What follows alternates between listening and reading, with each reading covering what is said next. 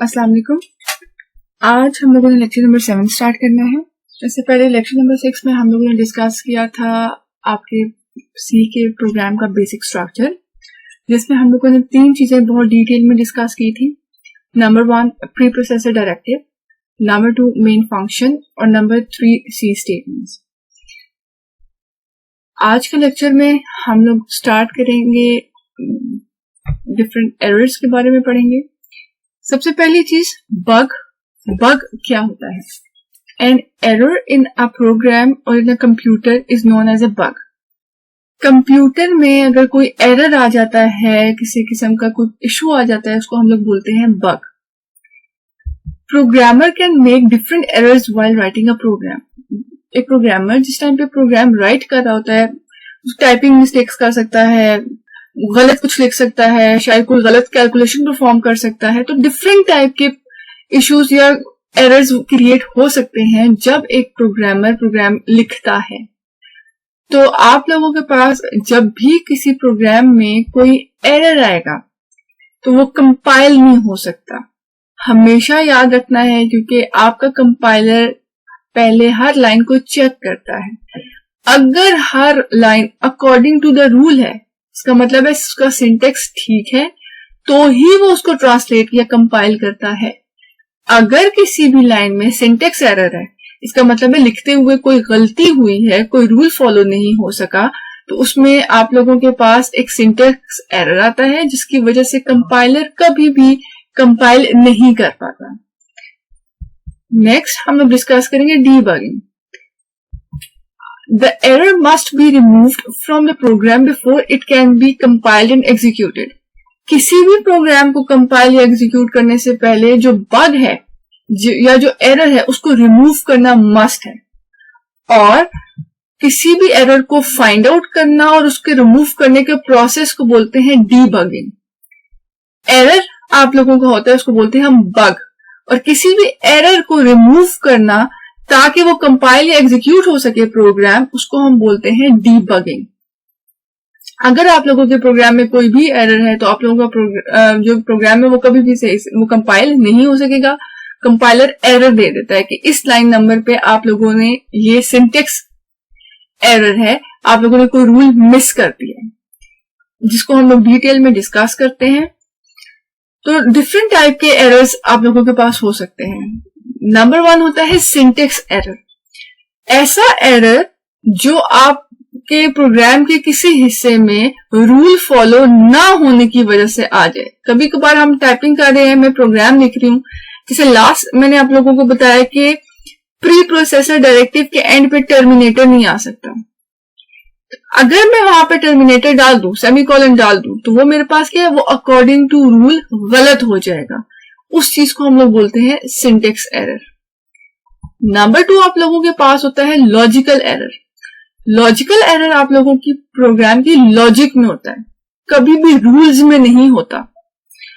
For example, मैं आप लोगों को एक प्रोग्राम लिखने को कहती हूं जो 2 नंबर्स को ऐड करने के लिए, और आप वहां पे प्लस की जगह माइनस का साइन लिख देते हैं, तो उसमें कोई भी सिंटेक्स एरर नहीं होगा। वो बाय रूल वहां पे माइनस का साइन भी आ सकता था, बट मैंने आपको प्रोग्राम क्या लिखने को दिया, एडिशन का, और आपका प्रोग्राम क्या परफॉर्म करेगा, सब्ट्रैक्शन। तो ये आपकी लॉजिक में एरर हो गया। अब कंपाइलर आपको इसका अलार्म जनरेट नहीं करेगा, वो नहीं कहेगा कि इस जगह प्रॉब्लम है। हमेशा लॉजिकल एरर आप लोगों की प्रोग्राम जो आप लोगों ने सोचा होता है उसकी लॉजिक में होता है, कभी भी रूल्स में नहीं होता। नंबर 3 है रन टाइम एरर। ऐसे एरर जो ड्यूरिंग एग्जीक्यूशन आ जाए। हम लोगों ने सी प्रोग्राम की एग्जीक्यूट करने के बहुत सारे स्टेप्स पढ़े थे।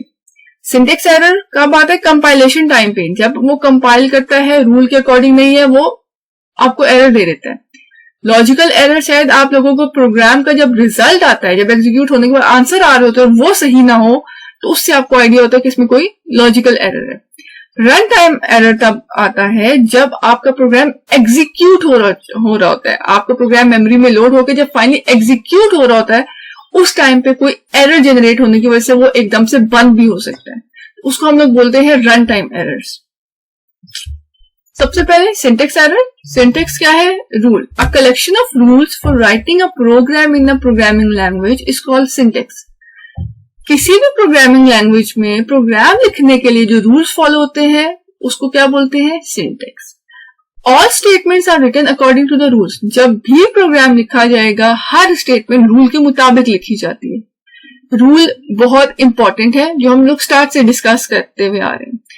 Syntax error occur when an individual invalid statement is written in programme.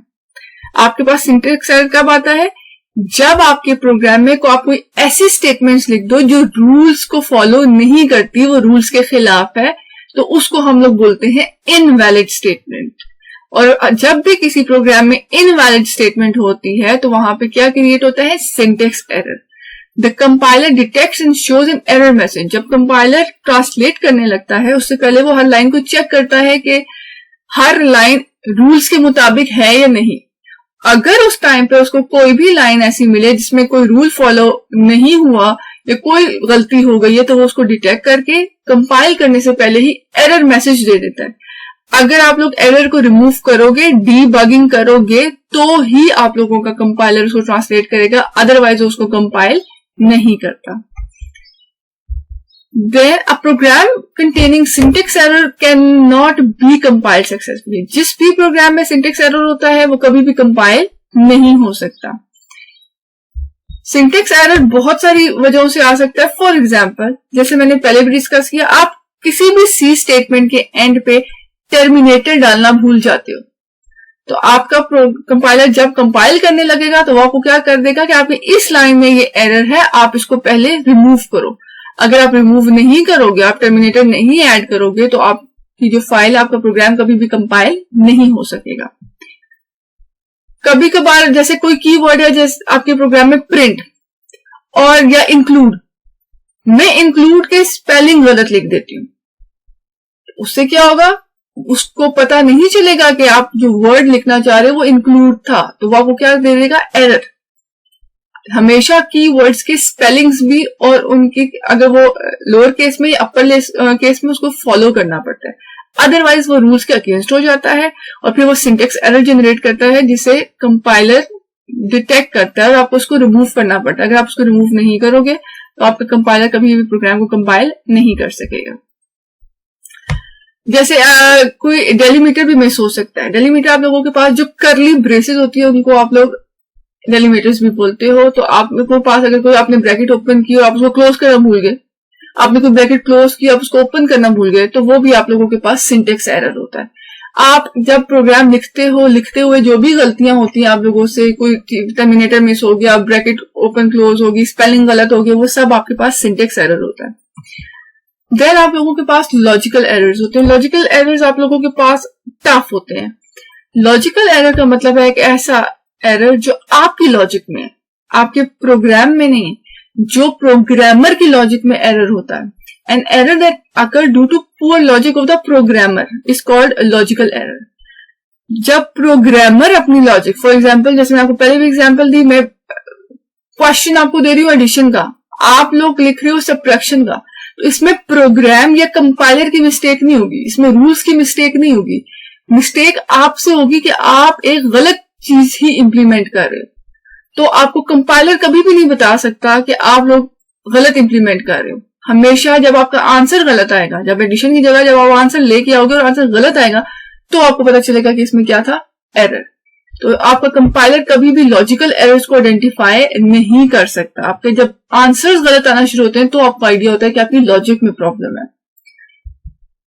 Than logical errors बहुत डिफिकल्ट होते हैं फाइंड आउट करना, क्योंकि कंपाइलर इनका कोई एरर मैसेज नहीं जनरेट करता। आपको खुद आइडेंटिफाई करना पड़ता है अपने आंसर से कि आप लोगों का एरर लॉजिकल है या नहीं। अगर है तो वो किस हिस्से में है, फिर आप लोगों को खुद आइडेंटिफाई करना पड़ता है और वो काफी मुश्किल हो जाता है। एग्जाम्पल, जैसे आप लोग कंडीशन, अगर फॉर एग्जाम्पल मैं कह रही हूँ जितने नंबर भी ए से बड़े हैं या जब तक ए ग्रेटर देन 5 है, तो आप लोगों ने प्रिंट एफ लिखना है ए इज ग्रेटर देन 5। बट अगर आप लोग ग्रेटर देन की जगह लेस देन का साइन डाल दो तो क्या होगा, आपका प्रोग्राम बिल्कुल ऑपोजिट काम करेगा। तो ये आप लोगों के पास क्या है, लॉजिकल एरर। इसमें कोई रूल की गलती नहीं होगी, बट आप लोगों के पास इसकी लॉजिक में प्रॉब्लम होगी। देन आप लोगों के पास आता है run time error. Run time error आप लोगों का हमेशा ड्यूरिंग एग्जीक्यूशन आता है। फॉर एग्जाम्पल, जिस टाइम पे आपका प्रोग्राम एग्जीक्यूट हो जाए, वो ब्लैक स्क्रीन से आ जाए या ब्लू स्क्रीन आ, ब्लैक स्क्रीन के अंदर आपका आउटपुट आ जाए, उस टाइम पे आप यूजर कोई ऐसी चीज एंटर कर दे। फॉर एग्जाम्पल, वो यूजर को बोलता है कि आप कोई नंबर एंटर करो, और यूजर कोई ऐसा नंबर एंटर कर देता है जो प्रोग्राम जिसको नहीं जानता या रूल्स के खिलाफ है, तो आप लोगों के पास क्या आता है, रन टाइम एरर। एग्जीक्यूशन के टाइम पे जो एरर आता है उसको हम लोग क्या बोलते हैं, run time error. For example, जैसे यहाँ पे आपको पास गिवन भी है, it occurs when a statement directs the computer to execute an illegal operation such as dividing a number by 0। कभी भी आप किसी नंबर को 0 से डिवाइड नहीं कर सकते हो।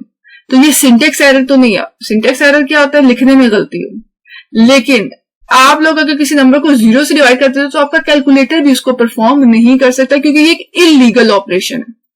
तो कभी कभार यूजर कोई ऐसा नंबर एंटर कर दे जो आपके कंप्यूटर को एक किसी इलीगल ऑपरेशन की तरफ लेके जाए, तो वो एरर जनरेट कर देता है, वो बंद हो जाता है या वो एरर देता है। तो वो आप लोगों के पास क्या होता है, रन टाइम एरर, जो जब सॉफ्टवेयर काम कर रहा होता है उस दौरान अगर आता है तो उसको हम लोग क्या बोलते हैं, रन टाइम एरर।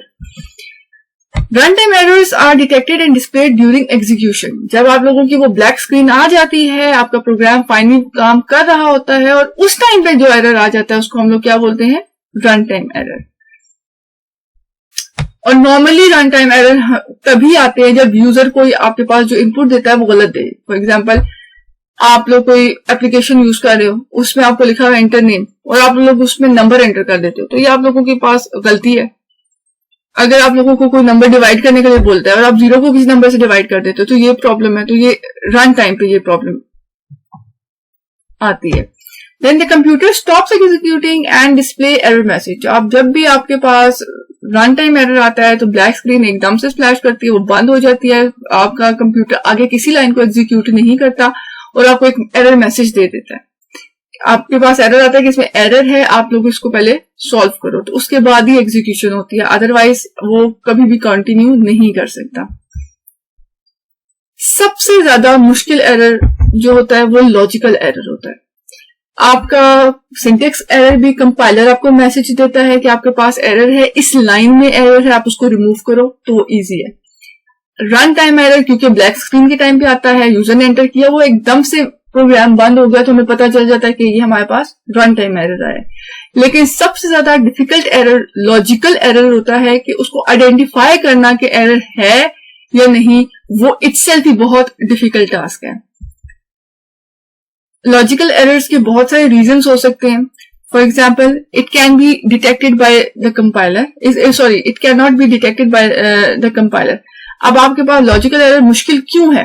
क्योंकि कंपाइलर उसको डिटेक्ट नहीं कर सकता, वो होता अकॉर्डिंग टू रूल्स है, आपकी लॉजिक में प्रॉब्लम होती है। देन आप लोगों के पास it does not crash the program. अब सिंटेक्स एरर क्या करता था, जैसे ही सिंटेक्स एरर आए कंपाइलर बता देता है, रन टाइम एरर आए प्रोग्राम क्रैश कर देता है। लेकिन ये दोनों केसेस लॉजिकल एरर के साथ काम नहीं करते। लॉजिकल एरर में ना तो आप लोगों का कंपाइलर बताता है, ना आपका प्रोग्राम क्रैश करता है या बंद होता है। The user needs to review the whole program, और आपको क्योंकि कोई एरर मैसेज नहीं आता तो आपको हर प्रोग्राम की एक एक स्टेटमेंट को खुद से रिव्यू करना पड़ता है, जो बहुत ज्यादा टाइम कंज्यूमिंग हो जाता है। आपको लॉजिकल एरर्स को ढूंढने में बहुत ज्यादा टाइम लगता है, रिमूव करने में इतना टाइम लगे या ना लगे, उसको आइडेंटिफाई करने में बहुत सारा टाइम लग जाता है। फिर आप लोगों के पास जो टर्म यूज होती है स्ट्रक्चर्ड प्रोग्रामिंग होती है, और एक होती है अनस्ट्रक्चर्ड और स्ट्रक्चर्ड प्रोग्रामिंग। अनस्ट्रक्चर्ड प्रोग्रामिंग आप लोगों के पास जो आप सिंपल सी के प्रोग्राम लिखते हो, जिसमें आप हर स्टेटमेंट बाय स्टेटमेंट एग्जीक्यूट हो जाती है, वो होती है अनस्ट्रक्चर्ड प्रोग्रामिंग। और स्ट्रक्चर्ड में आपका प्रोग्राम का एक प्रॉपर स्ट्रक्चर होता है, उसमें बहुत सारे फंक्शंस इन्वॉल्व होते हैं। The entire logic of a program is implemented in a single module of a function.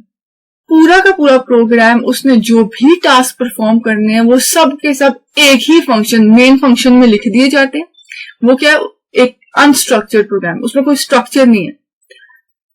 Structured programming, on the other hand, the entire logic of a program is implemented, is divided into a number of smaller modules. For example, मैं calculator बना रही हूँ programme में, तो मैं plus के लिए अलग से फंक्शन बना लूं, माइनस के लिए अलग बनाऊं, मल्टीप्लिकेशन के लिए अलग बनाऊं, तो क्या होता है कि ये मेरा प्रोग्राम एक स्ट्रक्चर को फॉलो करना शुरू कर देता है या एक प्रॉपर फॉर्मेट में आ जाता है, तो उसको हम लोग बोलते हैं स्ट्रक्चर्ड प्रोग्रामिंग।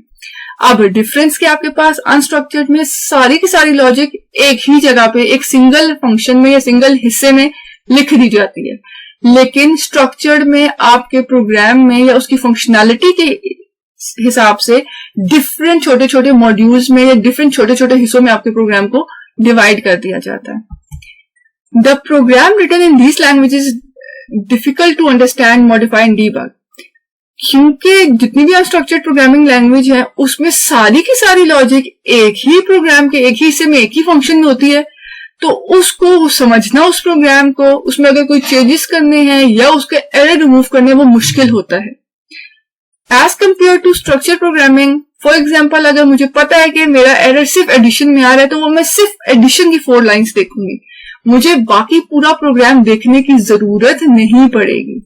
बट अनस्ट्रक्चर्ड में क्या होता है कि हमें पूरा का पूरा प्रोग्राम देखना पड़ता है, और उसमें स्ट्रक्चर्ड इजी होता है अंडरस्टैंड करना, उसको चेंज करना, उसके एरर्स को रिमूव करना, लेकिन अनस्ट्रक्चर्ड में ये सारी चीजें मुश्किल होती हैं।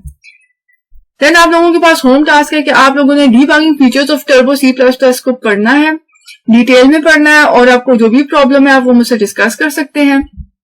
आज के लेक्चर के लिए इतना ही।